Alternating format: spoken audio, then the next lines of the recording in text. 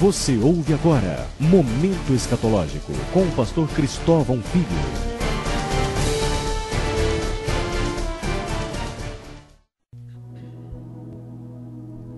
Amado ouvinte, que a graça e a paz de nosso Senhor Jesus Cristo esteja sobre a sua vida e de sua família nesses dias de batalha que nós temos vivido.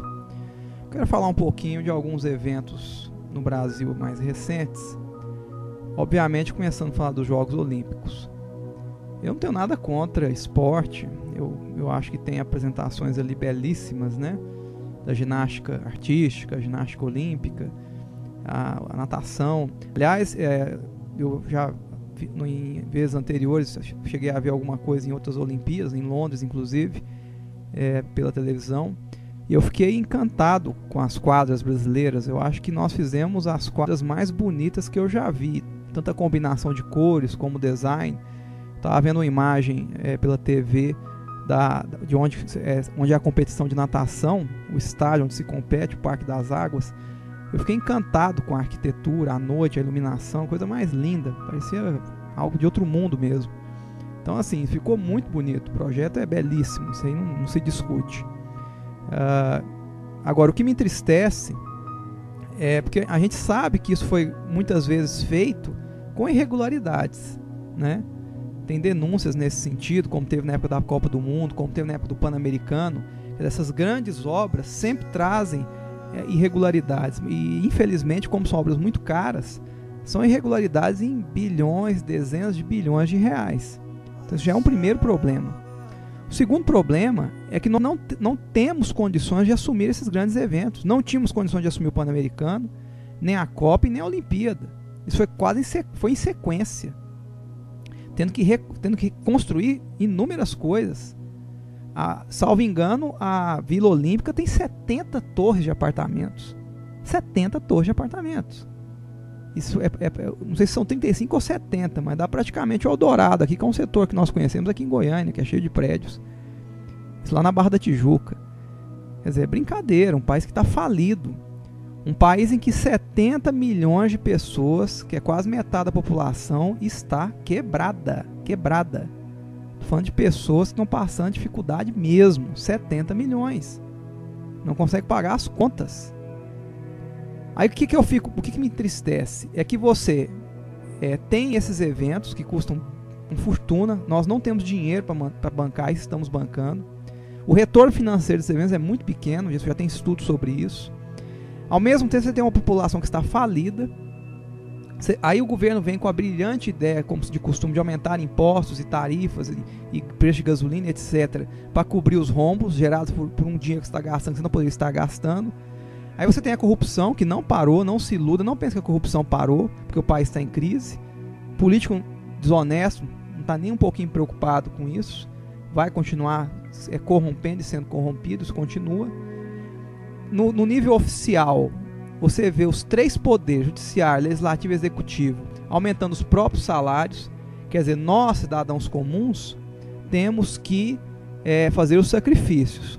O servidor de carreira, de escalão mais baixo, que não é do primeiro, segundo escalão, tem que ficar sem aumento de salário, não pode ter data base, né? Tem que sofrer uma série de restrições. Mas aqueles que ocupam altos cargos nos três poderes, esses sim têm direito a aumentos mesmo numa crise. Quer dizer, eles não podem se sacrificar como todos estão se sacrificando. Eles têm que ser protegidos, né, ter suas garantias asseguradas, né, seus aumentos assegurados, quando já tem uma série de privilégios. Então o que me entristece é isso, a população sofrendo, não tendo muitas vezes como pagar contas básicas, mas você mantém os privilégios dos grandes servidores públicos, dos grandes administradores públicos, nos três poderes. Mas que coerência é essa? Não tem que ser todo mundo fazendo sacrifício? Por que lá o sacrifício não é feito? Por que lá não se faz o sacrifício? Quer dizer, isso é uma total incoerência e uma total injustiça. Então, quer dizer, eu vou dar exemplos bem simples. Existe agora essa política dos faróis acesos nas estradas e rodovias. Eu não vou discutir se isso é mais seguro, tem estudos que atestam que há um aumento da segurança, porque o carro é melhor visualizado na estrada. Eu não entro no mérito, mas não é muita coincidência que isso justamente ocorra quando o governo precisa aumentar as suas receitas? É bem interessante, né? Quer dizer, justamente no momento que o governo tem que aumentar suas receitas, surge essa política quase que por mágica, ela brota, né, de uma decisão do Conselho Nacional de Trânsito de impor isso a todo o país. E muitas pessoas estão sendo multadas, porque nós não temos o hábito de ligar o farol durante o dia. É algo incomum, quer dizer, pessoas que estão dirigindo há 40 anos, 30 anos, 20 anos, não tem esse hábito. Então você aumenta a arrecadação de multas, porque as pessoas vão se esquecer. Ninguém é multado por isso porque quer. A pessoa é multada porque se esquece de ligar mesmo, não é por má fé. E multas estão ocorrendo, e o Estado arrecadando. Você quer um outro exemplo simples? Zona 40, que começou lá em São Paulo com Haddad. É engraçado, é sempre em governos petistas, né? Começou lá com Haddad em São Paulo e agora com Paulo Garcia aqui em Goiânia. Eu entendo que a Zona 40, você diminui o velocidade do carro, o ciclista tem mais segurança, mas espera aí. Goiânia, por exemplo, é uma cidade que eu quase não vejo ciclistas durante o dia. Muito menos no centro de Goiânia, eu raras vezes vejo ciclista. Pode ver motociclista. O ciclista mesmo você raras vezes vê, por várias razões. Primeiro que Goiânia não tem ciclovia. O que Goiânia tem são faixas pintadas no asfalto, em que a bicicleta concorre com ônibus, com carro, com moto. Essa é a verdade, nós não temos ciclovia. Segundo, ninguém em sã consciência, salvo se por muita necessidade, vai fazer o seu trabalho, o seu dia a dia de bicicleta em Goiânia. Se já é perigoso dirigir em Goiânia por conta dos acidentes, imagina de bicicleta, andar de bicicleta por Goiânia. Então, quer dizer, isso é de uma total falta de bom senso.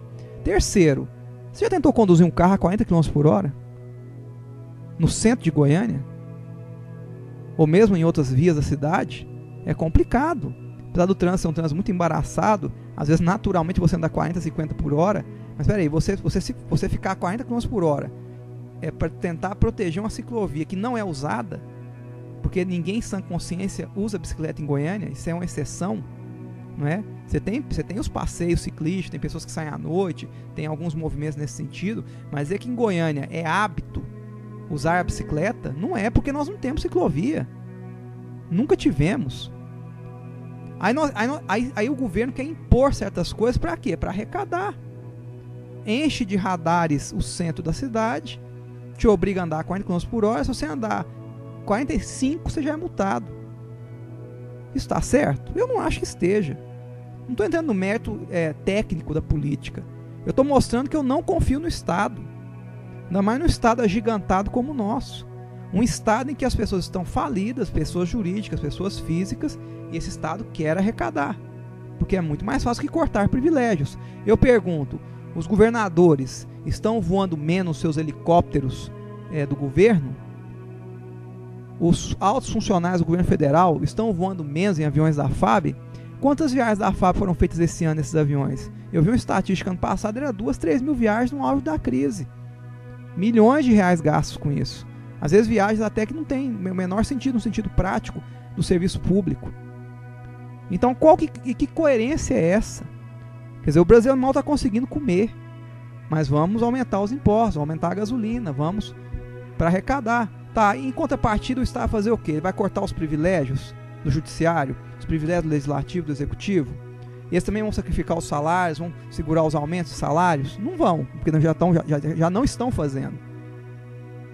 Então, quer dizer, é sempre o mais forte se impondo sobre o mais fraco e tentando arrancar do mais fraco o que o mais fraco nem tem mais. É literalmente tirar leite de pedra. É isso que o governo tem feito, do ponto de vista tributário, com as pessoas. A questão do IPVA foi um exemplo claro. Você cobrar IPVA de carros com mais de 10 anos, com mais de 10 anos você cobrar IPVA, aí quando chegar o carro com 15 eu aumento para 20, quando chegar aumento, ué, que facilidade é essa, hein? Reduzir o número de pagamento. Mas e o Estado? Acabou de inaugurar um estádio monumental, numa cidade que não tem grandes eventos esportivos. Se eu não me engano, esse estádio custou 400 milhões de reais, salvo engano. Quer dizer, então todo esse esforço tributário de arrecadação é para isso? Para obras inúteis? Eu falo inúteis no sentido de que nós temos outras prioridades. As pessoas não têm UTIs em Goiânia, nem no setor privado, pelo menos no público, não tem hospitais decentes, não tem atendimento médico decente, não tem remédio para a população. E nós estamos construindo mega arenas olímpicas, vilas olímpicas, estádios suntuosos no centro da cidade, onde nós não temos nem sequer hospitais decentes para as pessoas. Que coerência é essa? Que senso de justiça os nossos governantes estão tendo? Dilma está saindo agora, graças ao bom Deus, talvez antes do fim do mês fiquemos livres de Dilma Rousseff, que foi uma das piores presidentes da República, talvez a pior da história. Talvez não, a pior da história, junto com seu companheiro Lula. Destruir um país, a economia de um país, que é natural numa política de esquerda. Né? A esquerda é muito boa no sentido da militância política, não é? São excelentes para dominar aparelhos de Estado, mas na parte econômica são um desastre. Porque não acreditam no que é essencial no homem, que é a livre iniciativa, que é o bom capitalismo. Aí os maus capitalistas se associam a esse pessoal para poder se manterem hegemônicos, sem concorrência, num falso capitalismo como o capitalismo chinês. Talvez estejamos livres dela agora no final do mês. Mas esse é o primeiro passo que é necessário de muitos outros. Porque as políticas ruins vão continuar em várias áreas, inclusive no campo econômico. Eu entendo o ministro da Fazenda, quer dizer, ele tem que fazer o papel dele. Agora, caberia ao judiciário, caberia ao executivo legislativo fazer também sacrifícios que não estão sendo feitos. Essa questão salarial é muito clara quanto a isso.